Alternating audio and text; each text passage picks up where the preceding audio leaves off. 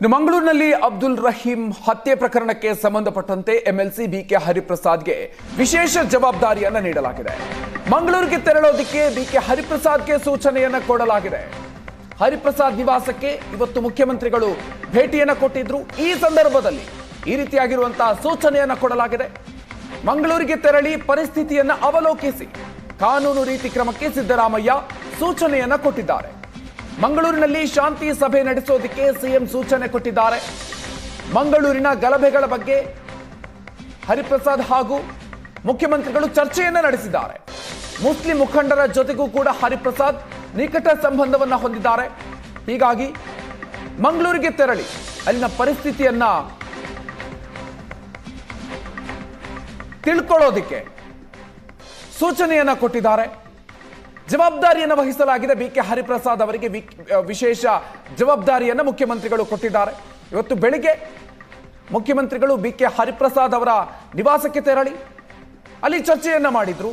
ಈ ಸಂದರ್ಭದಲ್ಲಿ ದಕ್ಷಿಣ ಕನ್ನಡದಲ್ಲಿ ನಡೀತಾ ಇರುವಂತಹ ಕೋಮು ಗಲಭೆಗಳ ವಿಚಾರಕ್ಕೆ ಸಂಬಂಧಪಟ್ಟಂತೆ ಕೂಡ ಚರ್ಚೆಯಾಗಿದೆ.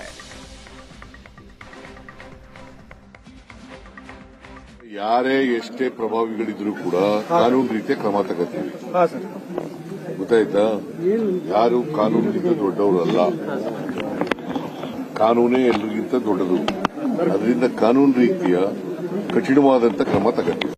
ಯಾರೇ ಎಷ್ಟು ಸಮಾಧಾನಗಳಿಲ್ಲ. ಅವರು ರಾಜ್ಯದ ಮುಖ್ಯಮಂತ್ರಿಗಳು, ಹಿಂದುಳಿದ ವರ್ಗದ ನಾಯಕರು, ಯಾವುದೇ ರೀತಿಯ ಅಸಮಾಧಾನ ಇಲ್ಲ. ಯಾವುದೋ ವಿಚಾರ, ಮಂಗಳೂರು ವಿಚಾರದಲ್ಲಿ ಸಿಕ್ಕಾಪಟ್ಟೆ ಗಲಭೆ ಮತ್ತು ಕೊಲೆಗಳಾಗ್ತಾ ಇರೋ ವಿಚಾರದಲ್ಲಿ ಚರ್ಚೆ ಮಾಡ್ಲಿಕ್ಕೋಸ್ಕರ ನಾನೇ ಬರ್ತೀನಿ ಅಂದಿಲ್ಲ, ನಾನೇ ಬರ್ತೀನಿ ಅಂದ್ರು ಚರ್ಚೆ ಮಾಡಿದ್ವಿ ಅಷ್ಟೇ, ಬೇರೆ ಏನೂ ಇಲ್ಲ ಅದರಲ್ಲಿ.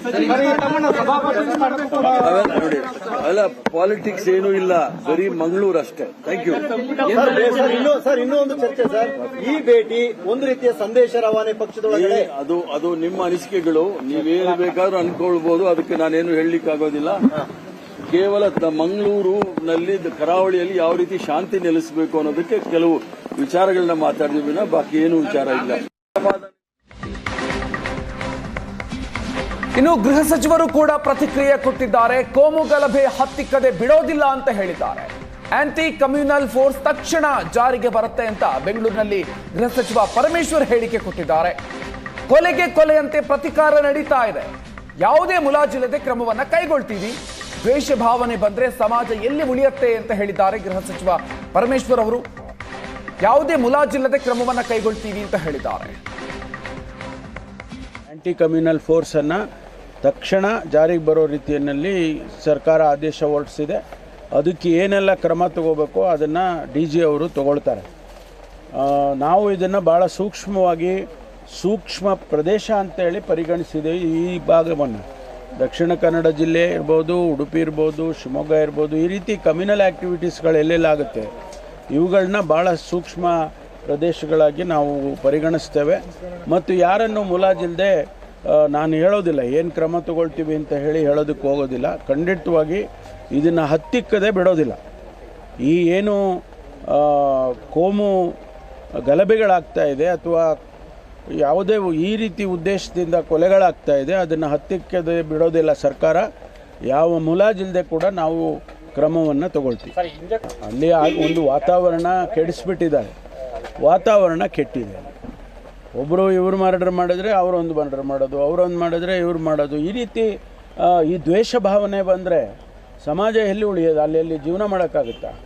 ಅದನ್ನು ಸರ್ಕಾರ ನಾವು ನೋಡ್ಕೊಂಡು ಸುಮ್ಮನೆ ಇರೋದಿಲ್ಲ. ಖಂಡಿತವಾಗಿ ಇದನ್ನು ನಿಲ್ಲಿಸ್ತೀವಿ, ನಿಲ್ಲಿಸದೆ ಬಿಡೋದಿಲ್ಲ. ಆಂಟಿ ಕಮ್ಯುನಲ್ ಫೋರ್ಸ್ ಆಗಿ ಕನ್ವರ್ಟ್ ಮಾಡಿ ಅವರಿಗೇನೆಲ್ಲ ಹೆಚ್ಚು ಅಧಿಕಾರ ಬೇಕು ಮತ್ತು ಅವ್ರಿಗೆ ಬೇಕು ಎಲ್ಲ ಸವಲತ್ತುಗಳು ಬೇಕು ಅದೆಲ್ಲ ಕೊಟ್ಟು ನಾವು ಈಗ ಅದನ್ನು ಪ್ರಾರಂಭ ಮಾಡ್ತೀವಿ. ಮೂರು ಕಡೆ 3 ಜಿಲ್ಲೆಯಲ್ಲಿ ಅಂತ ಹೇಳಿದ್ದೇವೆ, ಶಿವಮೊಗ್ಗ ಮತ್ತು ಉಡುಪಿ ಮತ್ತು ಮಂಗಳೂರು. ಆ ಜಿಲ್ಲೆಗಳಲ್ಲಿ ಹೆಚ್ಚು ಫೋಕಸ್ ಮಾಡಿ ನಾವು ಮಾಡ್ತೇವೆ.